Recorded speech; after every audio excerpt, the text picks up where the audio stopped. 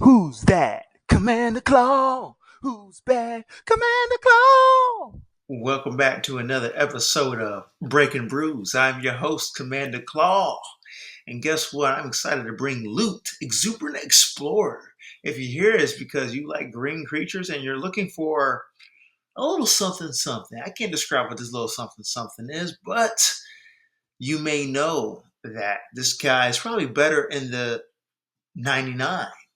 But I might say that, he could be worthy of as a commander because there's lots of big green zombie creatures that you would love to actually play with and put them in your from your deck straight onto the battlefield. Sorry for the slow recall, but not recall, but yeah, yeah. So, this is a very utility creature that you can play big creatures, all your favorite big green creatures. He's probably worth your commander or in your 99, depending what type of player you are.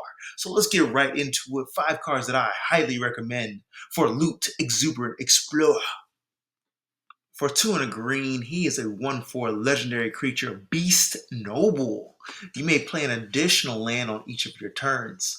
Or tap 6 mana and tap him. Look at the top 6 cards of your library. You may reveal a creature card with mana value less than or equal to the number of lands you control from among them and put it onto the battlefield.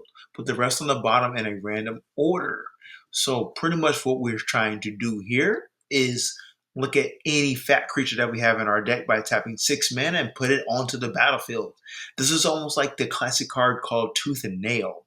Like one of ability of it. Tooth and Nail is a very classic green card.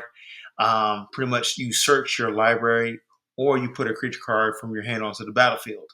So, with that being said, Loot does this.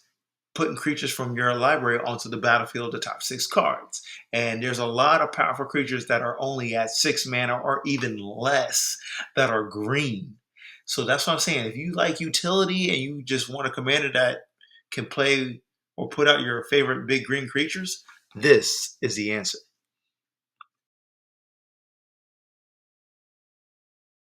Okay, so I'm gonna start off with the commanders first.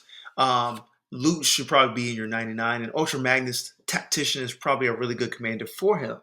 So for 7 mana, 4 colors, red, green, and a white, he's a legendary artifact creature robot, 7/7 body. He has the More Than Meets the Eye ability. If you pay the More Than Meets the Eye ability, it comes into the battlefield on his other side, but we're not going to talk about the other side. Anyway, he has Ward 2. That's pretty good. For a 7 mana creature and a 7/7, that Ward 2 discourages players to remove it. He says, whenever Ultra Magnus attacks, you may put an artifact creature card from your hand onto the battlefield, tapped and attacking. Okay, so the reason why I like Loot in this deck, because not only are you able to play an additional land, Loot gives you the option of putting creature cards, and we're talking about artifact creature cards with Ultra Magnus from the either your library to the battlefield, or if you use Ultra Magnus, from your hand to your battlefield. So we're just using the ability to drop big creatures in 2 different ways. And honestly, there's a lot of powerful artifact creatures that are at the 5 CMC plus mark. And don't get it twisted. The most crazy artifact creatures sometimes are at like 10, 11, 12 CMC. You might know Blightsteel Colossus. So if you have 12 mana, Blightsteel Colossus is either coming through Ultra Magnus or, Loot. Good options. Next up, we have Atarka World Render for 7 mana, Gruel colors, red, green, and 5. Legendary Dragon is a 6/4 body. It has flying trample. And whenever a dragon you control attacks, it gains double strike until end of turn. Uh, to be honest with you, this is pretty a basic commander. It's really cool to have dragons have double strike. So if you add Loot to this deck, you're just using him as a ramp accelerator, dropping more lands into play. And you'll need to do that because dragons are a very heavy CMC tribal. There are cards like Sneak Attack to, sneak creatures into the battlefield and even to attacking. Um, Otherwise, Loot is just used here for utility mana ramp. Next up, we got Omnath, Locus of Rage. He's also known as Jelly Bean. Okay. For 7 mana, 3 colors, 2 red, 2 green, 5/5 legendary creature elemental. It has the landfall ability. Whenever a land enters the battlefield under your control, create a 5/5 red and green elemental creature token. So with loot, you get to play an additional land. So almost essentially, potentially, don't mind my dog, she's coughing up a hairball even though she's not a cat. Yeah. You can put in 2/5/5s whenever you play 2 lands on that one turn. That's a total power of 10. Don't underestimate a 5/5. 5/5s are a very powerful creature. Also, Omnath says when Omnath or another elemental you control dies, which you make elemental tokens, he deals 3 damage to any target. So you are rewarded for playing lands, and when an elemental dies, you're dealing 3 damage. So it's just like you have the ability to attack and swing for 5 damage from Jelly Bean and crew. Or whenever they die some way, somehow, you're dealing 3 damage to any target. And when you add double power, double the damage, triple the damage. This gets really ugly really fast. And don't be afraid to to actually play with a 7 CMC commander. You have green, so you're able to get up to 7 mana pretty effectively and quickly, and even play with more lands. It's actually kind of lopsided, in my opinion.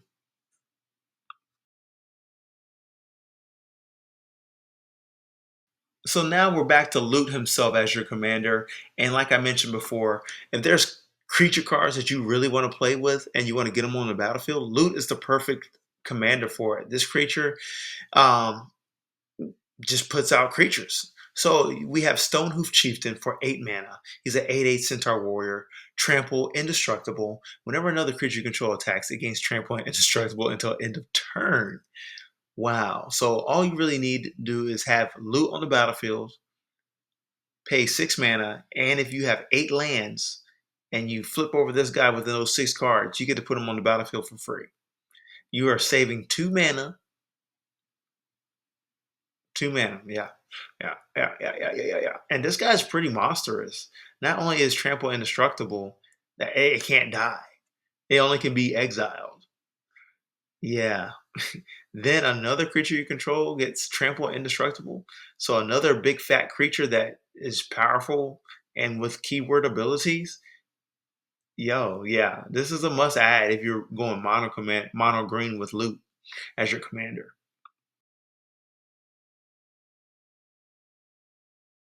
Okay, traverse the Outlands for 5 mana. This is actually one of my favorite ramp spells. It's a sorcery. It says search your library for up to X basic land cards, where X is the greatest power among creatures you control. Put those cards on the battlefield, tap, then shuffle your library. This is really good. I just showed you an 8/8 creature. Uh, if you have that 8/8 creature onto the battlefield, you get to search for 8 basic lands. Disgusting. This is a very simple, straightforward card. And also, I kind of want to talk about don't underestimate the ability of shuffling your library.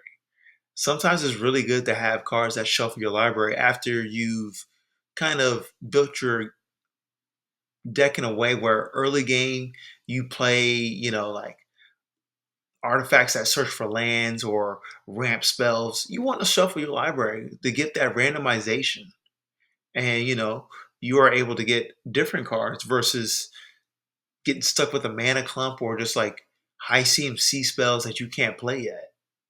It happens. So that's where deck building comes in handy, where you're kind of like structuring your deck on mana curve. And I feel like that's a concept kind of hard to explain. Like you can actually build your deck in a way where you know what CMC spells need to be casted on later turns or earlier turns.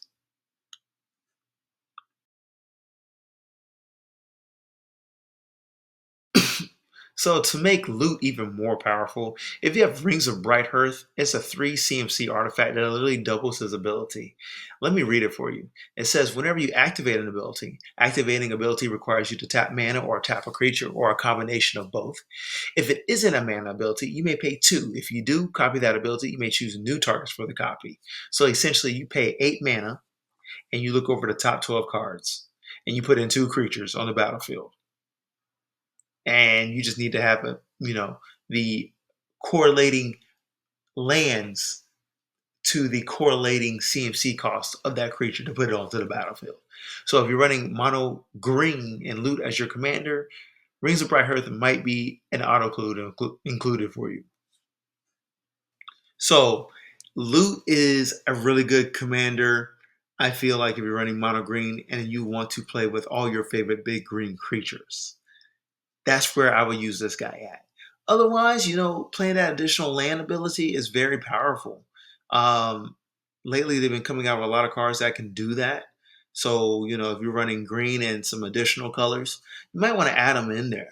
Especially if you have blues, Simic, just drawing cards, and you got to do something with those lands. Why not play an additional land?